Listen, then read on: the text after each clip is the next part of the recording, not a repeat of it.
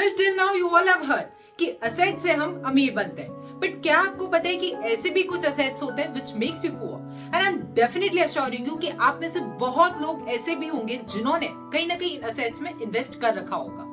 देखिए, मैं आपको एक चीज बताना चाहूंगी, अगर आप कोई भी प्रॉपर्टी लेते हैं और उसका रिटर्न आपको 3% से भी कम मिलता है, then you should understand that you have set your money on fire, क्योंकि इतना रिटर्न तो लगभग सेविंग बैंक अकाउंट ही दे देती है ईयरली पैसा रखने से बैंक में, और 6 से 7% फिक्स डिपॉजिट्स दे देती है। तो एटलीस्ट आप किसी भी इन्वेस्टमेंट से इतना तो रिटर्न कमाइए कि फिक्स डिपॉजिट से ज्यादा आपको मिले। Number 1, flats. Before I tell you something about this, मेरा एक क्वेश्चन है कि आप अपार्टमेंट्स में इन्वेस्ट ही क्यों करना चाहते हैं? नाउ यू विल से कि क्या हम रहने के लिए घर ना खरीदें?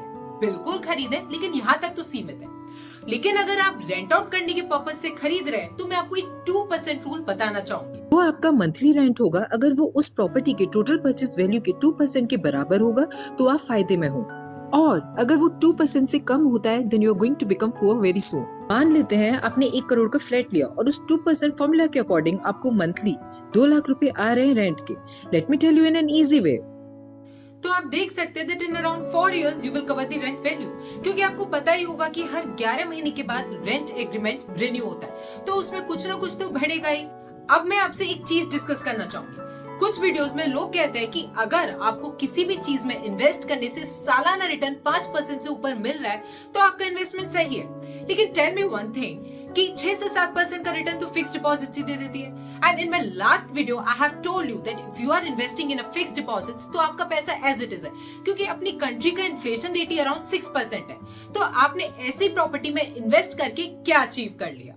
मान लीजिए अगर आपने 1 करोड़ का फ्लैट लिया तो 5% के हिसाब से 5 लाख रुपए सालाना बनते हैं। तो अकॉर्डिंग टू दिस एस्टिमेशन आप इस 1 करोड़ की वैल्यू को 20 साल में कवर कर पाओगे।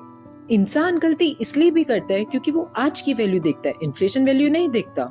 मान लीजिए जब आपने फ्लैट परचेज किया तब आप अराउंड 30 से 35 साल के थे, एंड आप अगर 20 साल में उसकी वैल्यू निकाल पाते हैं तो निकालते निकालते आप तकरीबन 50 से 55 साल के हो जाएंगे। And what do you think, after 20 years क्या आपकी 1 करोड़ की वैल्यू उतनी ही है जो 20 साल पहले थी? So now you can see कि इस तरीके के इन्वेस्टमेंट डिसीजन से you will never ever become rich। अब मान लेते हैं कि आप फ्लैट परचेज करते हैं with an intention of making your money double और ट्रिपल इन मंथ्स, तो इन मंथ्स तो डेफिनेटली इट्स नॉट पॉसिबल। चलो मान लेते हैं वो डबल और ट्रिपल हो भी गया, लेकिन अगर आप वही पैसा किसी लैंड में इन्वेस्ट करते तो वो 5 से 6 से 7 गुना भी हो सकता।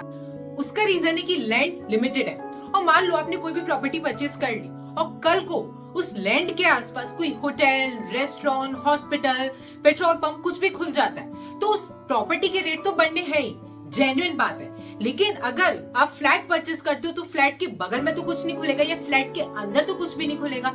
तो लैंड का जो स्कोप है वो मैं आपको नेक्स्ट वीडियो में बताऊंगी। Next is shops.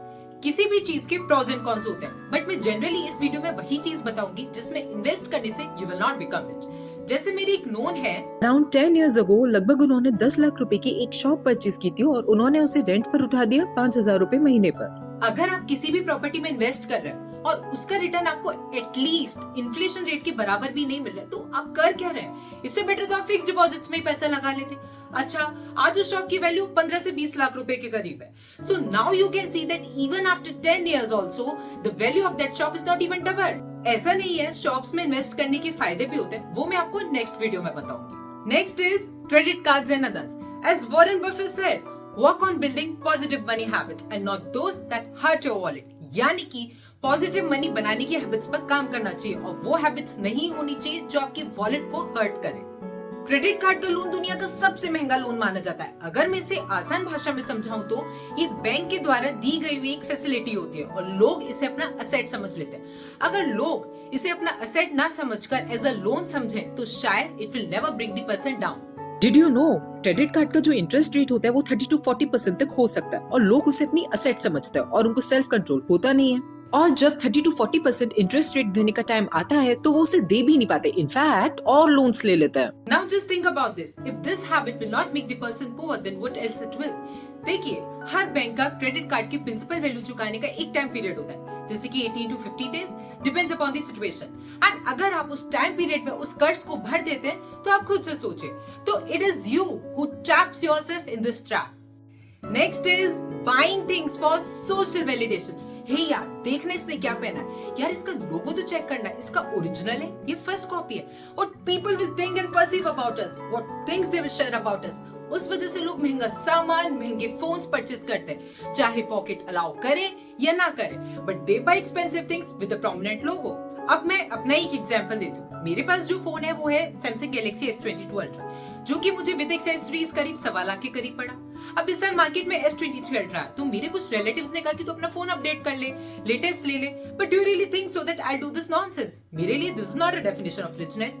मैं कोई भी चीज खरीदती हूँ वो शो ऑफ के लिए नहीं, बल्कि अपने यूज के लिए खरीदती हूँ, जो कि मुझे लॉन्ग टर्म रिटर्न दे सके। आज अपने कंट्री में हो क्या रहा है कि सोशल वैलिडेशन की वजह से गैजेट्स में, ब्रांडेड क्लोथ्स में, एक्सेसरीज में अपनी मैक्सिमम इनकम को लोग लगा देते हैं, और अगर लोन लेना पड़े तो वो भी ले लेते हैं। चाहे इंसान की सैलरी 10,000 हो, 15,000 हो, 20,000 हो, but their ultimate goal is to buy expensive branded accessories and वो EMI पर ले भी लेते हैं। And such things will never allow the person to become rich.